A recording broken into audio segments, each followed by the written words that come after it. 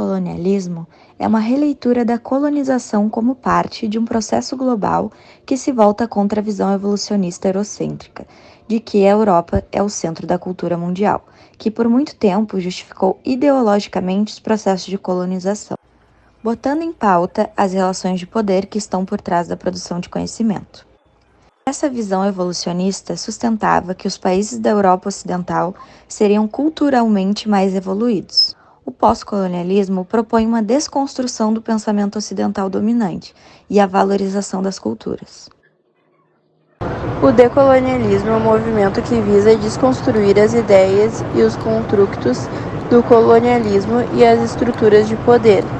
Estas que sustentam a dominação cultural, política, econômica e social dos países colonizados. Busca descolonizar os saberes e práticas das instituições acadêmicas e políticas. Nós ainda possuímos resquícios do colonialismo presentes nas estruturas sociais e culturais contemporâneas, como, por exemplo, o neoliberalismo, a discriminação de gênero, o racismo e a globalização. Portanto, a descolonização não é apenas um processo histórico, como também é uma luta constante de resistência e transformação. A psicologia social possui uma tendência a reproduzir uma visão eurocêntrica do mundo, que acaba por ignorar as diferentes perspectivas culturais e históricas dos povos colonizados. As diferenças de gênero, raça e cultura foram obscurecidas pelo desejo de uma originalidade primária e unificada.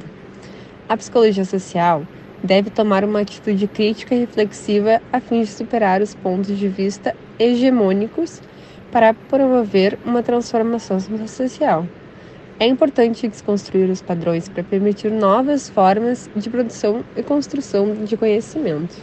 Marx possuía uma visão teológica e eurocêntrica da história, o que impossibilitou que ele visse o colonialismo como elemento essencial, produzido da modernidade.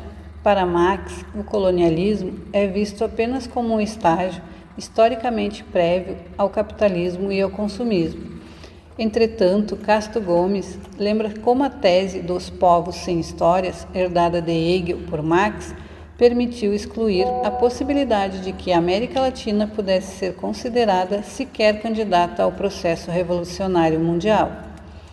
A grande contribuição dos pensadores pós-coloniais é atribuir à colonialização uma dimensão epistemológica e ideológica. Após a colonialidade e a decolonialidade latino-americana, consiste em críticas incisivas à modernidade. É importante destacar as diferenças entre colonialidade e colonialismo. O colonialismo estaria vinculado a um período em que as nações latino-americanas estivessem sob o controle das metrópoles europeias, Portugal e Espanha. A decolonialidade diria respeito à lógica de domínio do mundo e que depende do controle territorial sobre os territórios específicos. O projeto decolonial estaria situado na própria modernidade e teria como característica a contestação da mesma, trazendo à tona experiências distintas produzidas nos centros de poder imperial. Como o legado colonial impacta o Brasil ainda hoje? Efeitos da herança colonial na desigualdade brasileira. Segundo Grada Quilomba, há uma história de privilégios, escravatura e colonialismo expressa de maneira muito forte na realidade cotidiana do Brasil. Ela considera que é espantoso ver a naturalidade com que os brasileiros conseguem lidar com isso. Para Quilomba, o branco não é uma cor. O ser branco é uma definição política que representa uma série de privilégios históricos, políticos e sociais de posse de um determinado grupo. Esse grupo que tem acesso a estruturas e instituições dominantes da sociedade. Realidades, pensamentos, sentimentos e experiência das pessoas negras são ignorados. Branquitude representa a realidade e a história de um determinado grupo. Segundo Quilomba, o branco de hoje não é o mais responsável pela escravidão, mas ele tem a responsabilidade de equilibrar a sociedade em que vive. Qual o contexto histórico da perspectiva pós-colonial na psicologia social? Podemos nos beneficiar em termos pós-coloniais da desconstrução de um elemento muito caro, a psicologia, o tipo humano universal. Ocorre que esse tipo de humano é baseado no homem europeu, que é o típico homem branco heterossexual, casado, pai de família, chefe de família e trabalhador assalariado. Ocorre que hoje vemos cada vez mais pessoas se colocando como divergência desse tipo ideal. A perspectiva pós-colonial nos permite repensar o homem ao nos permitir sair do tipo ideal, homem universal, tradicional idealizado anteriormente para o critério atualmente menos representativo. Ao sair de um tipo homem universal ideal, permitimos que diferentes enfoques da vida sejam considerados como aceitáveis e, portanto, não considerados como caso de alguma patologia, como já foi anteriormente. O homem é um ser com sua psique em constante mudança. Muda em termos de grupo, gênero, etnia, classe social e mesmo em termos da circunstância atual. O pensamento pós-colonial nos permite descolonizar as características do nosso sujeito, lhe dando características menos universais e ideais. Quais os principais líderes políticos e culturais que moldaram o Brasil no período pós-colonial?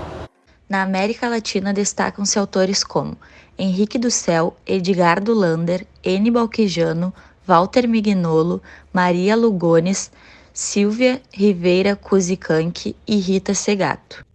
Como a psicologia social pode contribuir para a promoção da justiça social e da inclusão em contextos pós-coloniais e decoloniais?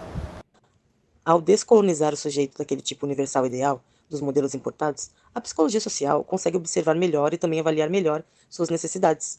O tipo ideal universal, que consta nos manuais importados, mantém pouca similaridade com os sujeitos de diferentes locais do Brasil. Seus anseios são diferentes, assim como sua história e suas circunstâncias. A psicologia social se beneficia de poder utilizar perspectivas que avaliem esse sujeito, em termos de sua realidade própria e não projetada, tendo por base um sujeito universal, que em última análise tem um pouco de todos e muito de ninguém.